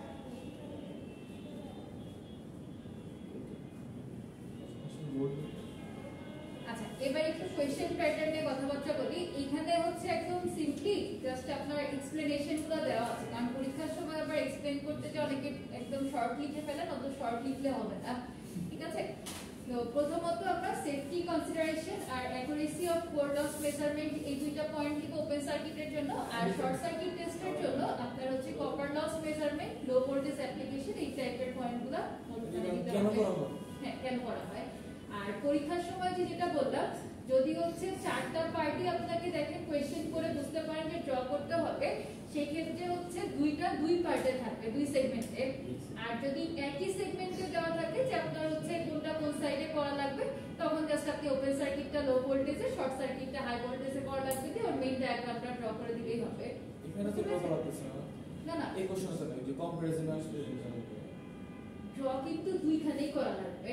আপনার কম্পারিজনে যদি আসে যে কেন হচ্ছে আমরা করতে পারবো কি পারবো না এই ধরনের যদি কোশ্চেন আসে, তাহলে চারটাই ড্র করতে হবে, ঠিক আছে? আর যদি কম্পারিজন না আসে, স্ট্রেট ফরওয়ার্ড কোশ্চেন আসে যে আপনি ওপেন সার্কিট টেস্টটা কোন সাইডে করবেন, শর্ট সার্কিটটা কোন সাইডে করবেন, তখন জাস্ট ওপেনের জন্য একটা, শর্টের জন্য একটা ড্র করলেই হবে। মানে এই কোশ্চেনটা যদি হয় আছে তাহলে তো আমি পুরো ডিটেইলস কম্পারিজন দিয়ে ডিটেইলস লাগবে। আর এরকম প্রশ্ন যদি আসে, এটা এক কাতার 5 মার্কসের জন্য কখনোই দেওয়া হবে না, ঠিক না? তাহলে এটা দুইটা পার্ট করে 5 5 10 রাখা হবে। এটা তো বলছেন why, আর যদি বলেন যে why this test is conducted, টেস্টটাই কেন হয়, তাহলে তো জাস্ট লিখে দিলে হবে না। দেখেন এই কোশ্চেনটা হচ্ছে দুই ভাবে আসবে। একটা আসতে পারে স্ট্রেট ফরওয়ার্ড যে আপনি ওপেন সার্কিটটা কোন সাইডে করবেন, শর্ট সার্কিটটা কোন সাইডে করবেন, এক্সপ্লেইন, ঠিক আছে? ওইটা আপনার ওই একটা একটা করে ডায়াগ্রাম ড্র করলে হবে। আর যখন হচ্ছে কম্পারিজন আসবে, এইভাবে ডাইরেক্ট না কোশ্চেনটা, কম্পারিজন আসবে যে আমরা কোন দিকে করতে পারি বা পারি না, এরকম ধরনের যদি কোশ্চেন আসে তখন দুইটা পার্টে থাকবে। প্রথমটার জন্য দুইটা আঁকতে হবে, সেকেন্ডের জন্য হচ্ছে দুইটা আঁকতে হবে। মানে নিচে পাতা আসবে কোশ্চেন দেখলে আপনারা তখন নিজেরাই আইডিয়া করে নিতে পারবেন। কোশ্চেন দেখেই যদি আন্দাজে নিউমেরিক্যাল চারটে এঁকে দেন যদি 5 মার্কসের জন্য আপনি চারটায় আঁকতে চান আঁকবেন তো ব্যাপারটা রাখতে দিচ্ছি না। আর আমি যদি এটা যখনই আপনি চারটা ড্র করবেন তখনই আমি বুঝে নিব যে আপনি কোশ্চেনের আগামাথা না বুঝে আসছেন, ওই সময় আবার নাম্বার বোঝা গেল। আর এই যে নাম্বার অফ টার্নসটা কোন সাইডে আপনি ভোল্টেজ রেটিং, কারেন্ট রেটিং এগুলো অবশ্যই খেয়াল করে দিবেন। এটা যদি ভুল হয় তাহলে এখানে আর কোনো নাম্বার পাওয়ার সুযোগ নাই। ক্লিয়ার? আচ্ছা এবার কি এক্সপ্লেইন করতে পারবেন? ফুল ক্লাস সামারি, যে সামারি করতে পারবেন তাকে আজকে হচ্ছে ক্লাস পারফরম্যান্সে ফুল মার্কস দিয়ে দিব, মানে আর আপনার এই সেমিস্টারে ক্লাস পারফরম্যান্স লাগবে না। কি পারবেন? ভিডিওটা বন্ধ সবাই হাতে। আচ্ছা আমি একটা হেল্প করব, এই যে ডায়াগ্রামগুলো আপনাদেরকে এরকম স্ক্রিনে দিয়ে রাখবো, আপনি জাস্ট হচ্ছে এক্সপ্লেইন করবেন, সবকিছুই দেয়া থাকবে, সামনে এসে বলা লাগবে এইটুকুই। বলবো সমস্যা নেই, তাহলে ভিডিওটা বন্ধ করে নেব। না আসেন আসেন, যে কোনো একজন আসেন।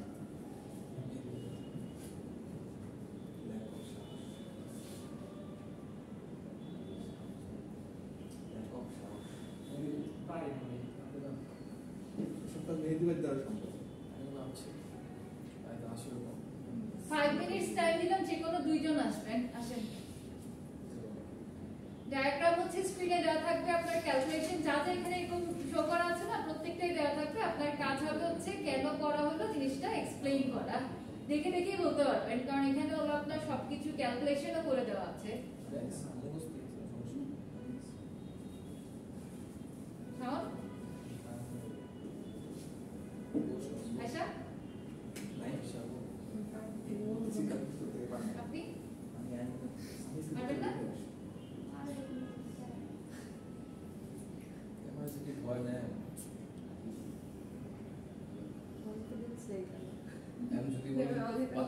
যদি বলেন যে সামনে এসে শুধু কথা বলতে হবে, বারবার না করে কোনো কথা নেই, তাহলে বারবার কি হবে? বারবার কোনো সমস্যা, সামনে আসতে হবে। ও সামনে এসে বলা স্টার্ট করবেন, পারেন না পারেন এটা পরে হবে। আচ্ছা ঠিক আছে আসেন।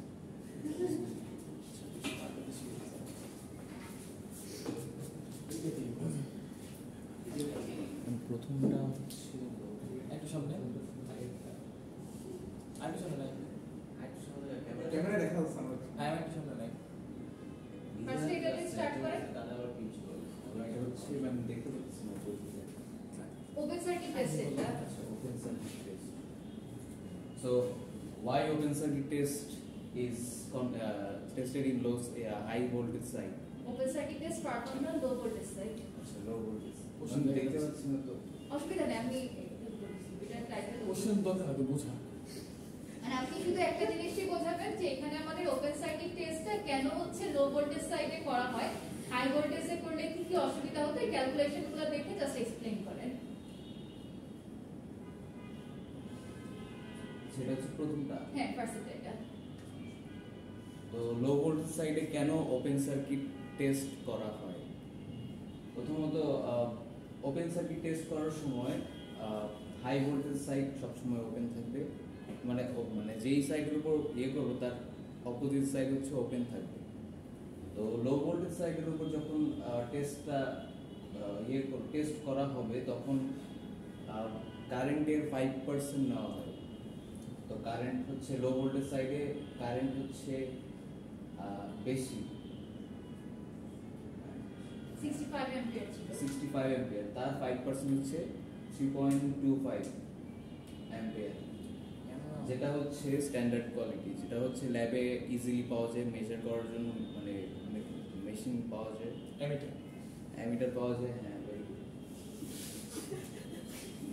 আচ্ছা আর হাই ভোল্টেজ সাইডে করলে আমার কি প্রবলেম ছিল? হাই ভোল্টেজ সাইডে করলে হচ্ছে কারেন্টের 5% তো নিতে হবে, কিন্তু 4.5 কারেন্টের 5% যেটা অনেক কম হয়ে যায়, 0.2% হয়ে যায়, যার জন্য মেজার করার সময় ক্যালকুলেশনে ভুল হতে পারে। আর এত ছোট কারেন্ট হচ্ছে আমরা অ্যাকুরেটলি অ্যামিটারতে মেজার করতে পারবো না, মানে অ্যাকুরেসি আসবে না। আর ভোল্টেজ সোর্সে কি সমস্যা? আর ভোল্টেজ সোর্সে হচ্ছে 3300 ভোল্ট, যেটা মেজার করার জন্য পিটি লাগবে, পোটেনশিয়াল ট্রান্সফরমার লাগবে, যেটা হচ্ছে অনেক সব জায়গায় অ্যাভেলেবল না, অনেক এক্সপেন্সিভ, এবং এই জন্য হচ্ছে মেজার করা। আচ্ছা স্যার, এখানে 5% কেন ইউজ করছি আমরা? 5% কেন ইউজ করছি? কারণ হচ্ছে ওই পাশে ওপেন রাখা আছে, সার্কিটটা ওপেন করার কারণে হচ্ছে পুরো কারেন্টটা সাপ্লাই দিলে ওইখানে মানে আচ্ছা মেইনলি হলো এখানে 5% এর আমাদের কম বেশি হতে পারে, ঠিক না? আমরা একটা অ্যাপ্রক্সিমেট ধরে নিয়েছি যে আমার ফুল লোড যে কারেন্টটা আছে ওইটার 5% কারেন্ট এখানে এক্সাইটেশন কারেন্ট হবে, ঠিক আছে? আর যখনই আমরা হলো শর্ট সার্কিট টেস্টটা করতে চাই তখন কি হবে, কারেন্টটা আবার রেটেড কারেন্টই থাকছে, কিন্তু ভোল্টেজটা কত হয়েছে 10% মেইন ভোল্টেজে। ওকে, তাহলে শর্ট সার্কিটটা আবার এক্সপ্লেইন করেন। তো যখন শর্ট সার্কিটের ক্ষেত্রে যখন আমি 330 ভোল্ট দিচ্ছি, রেটিং কারেন্ট হলো 4.5, ওই ক্ষেত্রে কারেন্ট কি কমতেছে বাড়তেছে? কারেন্ট কমতেছে বাড়তেছে মানে রেটিং ভোল্টেজ 3300 ভোল্ট, হ্যাঁ 3300 ভোল্ট, আমি সেটা 330 দিয়ে কভার করতে পারতেছি 10%। কারেন্ট তো রেটেড কারেন্ট হলো 4.5 অ্যাম্পিয়ার। সেটা কি কোনো ভেরিয়েশন আসবে না। অ্যামিটারে কত শো করবে? ওইটা হচ্ছে আপনার কারেন্টটা, এখানে যখন আমাদের মেইনলি দেয়া লাগে কারেন্টটাকেই কিন্তু আমরা ফিক্সড রাখি যে 4.5 অ্যাম্পিয়ারে দিচ্ছি। এখন ভোল্টেজ সোর্সটা এমন ভাবে চুজ করতে হয় যেটা আপনার এই 4.5 অ্যাম্পিয়ার কারেন্ট রিচ করবে। তো আমরা যখন ল্যাবে করতে যাচ্ছি তখন আপনার ওই রিডিংটা দেখতে হবে যে 4.5 অ্যাম্পিয়ারের জন্য এখানে কত ভোল্টেজ আসে, মানে এটা শুধু 10% কাজ করে শুধু ভোল্টেজের সাথে, ভোল্টেজের সাথে এক্স্যাক্টলি, তখন কারেন্টের সাথে কোনো চেঞ্জ নাই। Short circuit. হ্যাঁ, আর আমরা 10% টা ধরে নেই হচ্ছে ক্যালকুলেশনের সময়, যে আমাদের ক্যালকুলেশনের সুবিধার্থে আমরা ধরে নেই যে 10% অফ রেটেড ভোল্টেজ। এবার এটা এক্সপ্লেইন করেন ভোল্টেজ কত ছিল। আচ্ছা, আমরা আরেকটা জিনিস বলতে পারি, এই যে high voltage side, low voltage side এরকম ভাবে না বলে কোন সাইডে প্রাইমারি সাইড, সেকেন্ডারি সাইড এরকম ভাবে আপনারা জিনিসটা একটু মাথায় রাখতে পারেন, কারণ নাহলে আবার আরেকটা ব্যাচ লাগবে যখন এই কম্পারিজন টাইপের কোশ্চেন আসবে। কারণ দেখেন এখানে আমি একবার এই হাই ভোল্টেজের যে সাইডটা ছিল এটাকে কি করা ছিল, শর্ট করা ছিল, আর যখনই আমি হাই ভোল্টেজ সাইডে এক্সপেরিমেন্টটা করছি দ্যাট মিন্স হচ্ছে সব ইকুইপমেন্ট আমি কানেক্ট করছি হাই ভোল্টেজে, লো সাইডটা আবার শর্ট করে রাখতেছি, ঠিক না? তো এটা নিয়ে কেউ কনফিউজ হবেন না, মেইন কনসেপ্টটা হচ্ছে আমরা যেই সাইডে করব ওই দিকে ইকুইপমেন্টগুলো কানেক্টেড রাখতে হবে, এটাই সহজ হবে। ওকে, থ্যাংক ইউ। আপনার আইডিটা লিখে দিন। ম্যাম আমি এটা তো এক্সপ্লেইন করিনি। আচ্ছা, হ্যাঁ রাইট, না না তো অনেস্ট স্টুডেন্ট, বলো বলেন। তো প্রাইমারি সাইডে যখন দেখতে পাচ্ছি হচ্ছে 230 ভোল্ট আছে এবং হচ্ছে 65 অ্যাম্পিয়ার আছে। এখন ভোল্টেজের 10% নেওয়া হচ্ছে সেকেন্ডারি সাইড, ভোল্টেজের 10% নিলে হচ্ছে 23 ভোল্ট হয়, যেটা মোটামুটি স্ট্যান্ডার্ড মেজার করা যায় এবং সাপ্লাইও দেওয়া যায়। কিন্তু কারেন্টে 65 অ্যাম্পিয়ার, আচ্ছা, আরেকটা কথা আছে, একটু কারেকশন করে দিই, 23 ভোল্ট কিন্তু আপনার হলো নরমাল যে মেজারিং ইনস্ট্রুমেন্ট ওইটাতে করতে পারবেন না, মানে ল্যাবে যেগুলো अवेलेबल এটাতে স্ট্যান্ডার্ডটা দিয়ে হয় না, আমরা একটা স্পেশাল ভোল্ট মিটার তখন আপনার আবার লাগছে, ঠিক আছে? প্রিভিয়াসটাতে যেমন আমার অত ছোট কারেন্ট মাপার জন্য আলাদা কি একটা স্পেশাল অ্যারেঞ্জমেন্টের অ্যামিটার দরকার ছিল, এখানেও এত কম ভোল্টেজ মানে মেজার করার জন্য আমার হচ্ছে একটা আলাদা ভোল্ট মিটার লাগবে। আবার এত বেশি কারেন্ট আপনি মাপতে পারবেন না, যার জন্য আবার একটা সিটি কানেক্ট করতে হয়। এক্স্যাক্টলি বলেন। তো এত বেশি 65 অ্যাম্পিয়ার কারেন্ট মেজার করার জন্য আমাদের সিটি প্রয়োজন, যেটা হচ্ছে নট অ্যাভেলেবল ইন এভরিওয়্যার। তো হাই ভোল্টেজ সাইডে 3300 ভোল্ট, যার 10% হচ্ছে 330 ভোল্ট, যেটা নরমালি স্ট্যান্ডার্ড রেটিং 330 ভোল্ট। তো 4.5 অ্যাম্পস হচ্ছে normal standard and easily available. এই জন্য হচ্ছে হাই সাইড ভোল্টেজে শর্ট সার্কিট টেস্ট করা হয়।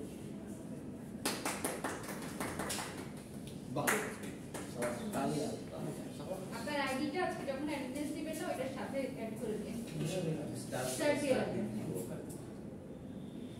ওকে, এবার নেক্সট দিনের টেস্টে ক্লাস টেস্টের সিলেবাসটা লিখেন সবাই। ক্লাস টেস্ট হচ্ছে আমাদের এই পর্যন্ত ফাইনালে যা যা পড়ানো হয়েছে A to Z সব থাকবে, ঠিক আছে? কি কি পড়ানো হয়েছে আমি একবার একটু এক্সপ্লেইন করে দেই।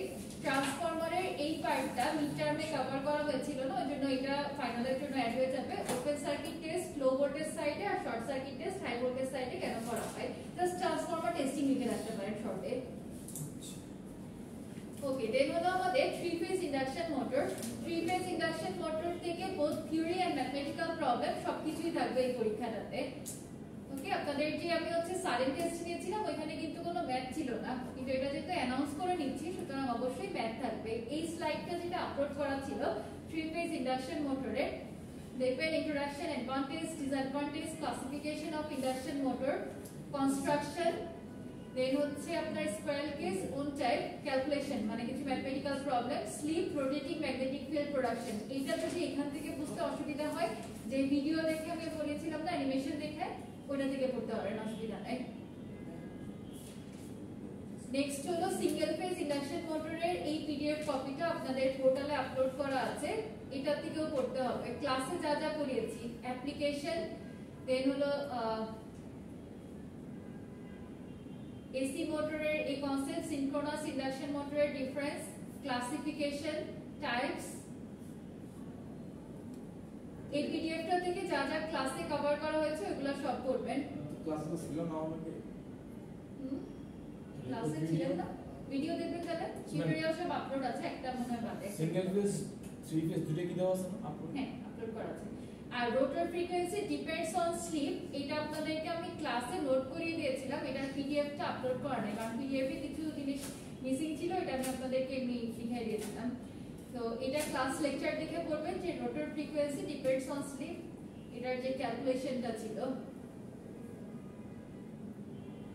আচ্ছা, আর ম্যাথমেটিক্যাল প্রবলেমের জন্য গতকালকে আমি একটা ফাইল আপলোড করেছিলাম, ওই ফাইলটা দেখছেন কেউ? দেখা হয় নাই?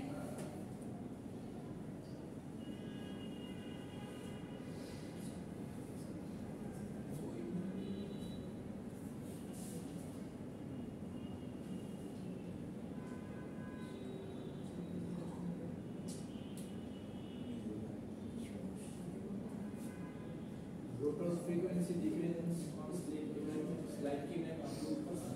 না, ওইখানে যে মানে যেভাবে লেখা আছে ওটাতে কিছু লাইন স্কিপ করা আছে, আমি ক্লাসে ডিটেইলস দেখাইছিলাম, ওইটা দেখে পড়বেন। শুধু ম্যাথটাই না, এক্সপ্লেনেশনটাই আছে। আচ্ছা, এই পিডিএফ না ওয়ার্ড ফাইল একটা আপলোড করা আছে, এটার ফার্স্টে যে ম্যাথটা এটা আপনাদেরকে এখনো পড়ানো হয় নাই, ঠিক আছে? যদি কেউ নিজে থেকে পারেন তাহলে এমনি একটু দেখে রাখতে পারেন, বাট ক্লাস টেস্টের জন্য এটা লাগবে না, ক্লাস টেস্টের পরে অঙ্কটা আমি দেখাবো। মঙ্গলবার এখান থেকে এই অঙ্কগুলো দেখেন, এটা বইতেও আছে। তারপরে যে গতকালকে যে প্রবলেমটার কথা বলছিলাম, যে যদি স্পেসিফিক ভাবে উল্লেখ করা থাকে সিম্পলিসিটি, কস্ট এফেক্টিভনেস, দেন হচ্ছে আপনার এফিসিয়েন্সি, ইন্ডাকশন মোটরের ক্ষেত্রে, তখন এই পিডিএফটা দেখে আপনারা লিখতে পারবেন। অ্যাডভান্টেজ ডিসঅ্যাডভান্টেজ, দেন কিছু ম্যাথমেটিক্যাল প্রবলেম আছে। আজকে ক্লাস যেটা আবার রিভিউ করলাম, three phase construction of single phase ট্রান্সফরমারের ম্যাথটা, এগুলা সবই ক্লাস টেস্টের জন্য থাকবে। মানে ওভারঅল বলতে পারেন ফাইনালে এই যাবত যা যা পড়ানো হয়েছে সবকিছুর উপরে ক্লাস টেস্টটা নেওয়া হবে, যাতে করে আপনাদের ফাইনালের প্রিপারেশনটা মোটামুটি একটা লেভেলে আসে, ঠিক আছে?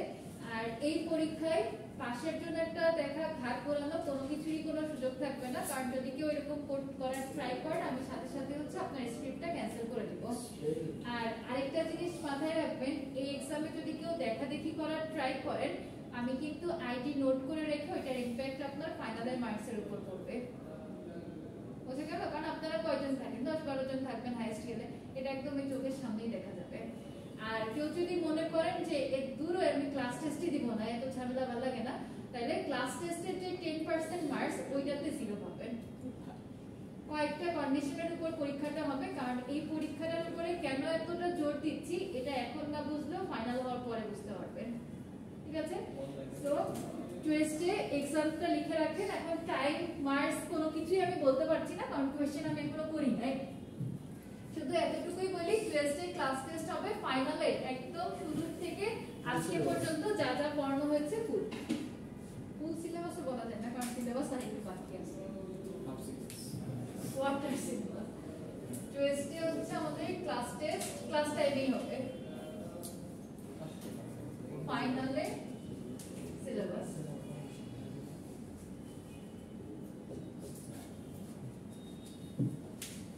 ম্যাথ কি শুধু মোটরের নাকি ট্রান্সফরমারের? ট্রান্সফরমার শুধু টেস্টিংটা করবেন এখান থেকে, আর মোটরের যত অঙ্ক করানো হচ্ছে ওইগুলো থাকবে। থিওরি নিয়ে ঝামেলা করো। কি ঝামেলা করবেন থিওরি নিয়ে? ক্লাস তো ছিলাম না, কোনটা মানে অনেক বড় স্লাইড চ্যানেলগুলো করতে হবে, ক্লাস আবার দেখতে হবে, মোটর অনেক লেকচারগুলো একটু টেনে টেনে দেখেন, তাহলে কোন কোন টপিক আছে ওইগুলো বুঝতে পারবেন। আচ্ছা, এবার আপনাদের প্রজেক্টের একটু খবর নেই, প্রজেক্টের কি অবস্থা সবার? কয়টা গ্রুপের প্রজেক্ট রেডি হয়েছে শুনে একটু?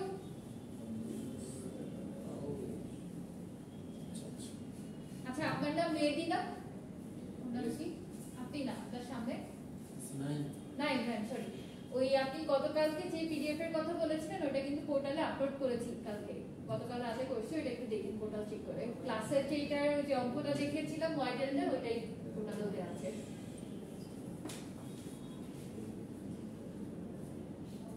সবাই অ্যাটেন্ডেন্সটা লিখেন। আর প্রজেক্টের যে প্রেজেন্টেশন ওইটা হলো সেপ্টেম্বরের ফার্স্ট উইকে হবে, ঠিক আছে? একদিনে সবার প্রেজেন্টেশন দিব, সুতরাং ওইভাবে প্রিপারেশন নিয়েন। প্রেজেন্টেশন কি ফুলি প্রিপেয়ার্ড প্রজেক্ট দেখাতে হবে? ভিডিও আপলোড করব। আপনি কি দুইটার মধ্যে প্যাচ লাগাই ফেলতেছেন? প্রজেক্টের যে প্রেজেন্টেশন ওইটা হচ্ছে প্রজেক্ট নিয়ে ক্লাসে এনে আপনাকে প্রেজেন্ট করতে হবে, ওইটা হলো ফেসবুকে আপলোড, ওটা না। আর ফেসবুক আপলোডিং যেটা সেটা আলাদা একটা, এটা তো প্রজেক্ট না। আচ্ছা, টেন্টেটিভ ডেট হচ্ছে আইদার 5 অর 10 সেপ্টেম্বরের 5 তারিখ অথবা 10 তারিখে হলো আপনাদের এই ইয়াটা হবে, প্রেজেন্টেশনটা, প্রজেক্টের প্রেজেন্টেশনটা। আমরা 10 দিনের মতো আছে অ্যাপ্রক্সিমেটলি 10 দিন, না 10 দিনের বেশি, আজকে তো 22 তারিখ। ডেট কি ম্যাম পর পিছার সম্ভাবনা না, আছে? পিছালে তো পরীক্ষায় চলে আসবে, পাগল নাকি? পরীক্ষা কবে ম্যাম? 22 তারিখে না? 21 তারিখ থেকে পরীক্ষা শুরু হবে। 21 তারিখ থেকে রেগুলার ব্যাচে স্টার্ট হবে, দিন শনিবার। তো এখনো ডিসিশন হয় নাই ইভিনিং ব্যাচের 20 তারিখ হবে না 27 তারিখ হবে, ওইটা নিয়ে আপনাদের টেনশন নাই, আপনাদের 21 তারিখটা মেইন। আচ্ছা, আমি এখন থেকে আর এই ক্লাসে আপডেট করে আপনাদেরকে বকাবকিও করবো না, চিলাচিলিও করবো না, কিন্তু একটা জিনিস মাথায় রাখেন যে যদি হচ্ছে 5 তারিখে আমি ডেট ফাইনাল করে দেই প্রেজেন্টেশনের, ওই দিনের বাদে আমি কারোর প্রজেক্ট আর দেখবো না, ঠিক আছে? আর 5 তারিখে আপনাদেরকে কমপ্লিট প্রজেক্ট নিয়ে আসতে হবে। আধা সাদা কোনো একটা কিছু নিয়ে আসলাম, দেখা যাচ্ছে আমার ইকুইপমেন্ট এক জায়গায়, কোড আরেক জায়গায়, রান করাতে পারছি না, ওরকম হলে 0 দিয়ে দিব।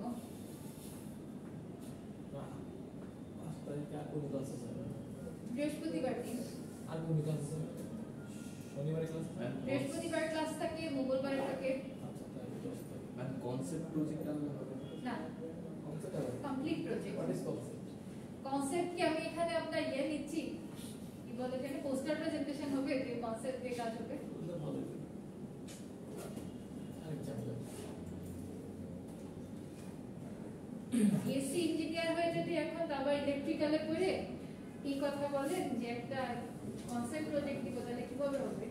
বুঝে নেন না, আবেগ আসছে, আবেগে আছে। বিবেক কাজ করে না।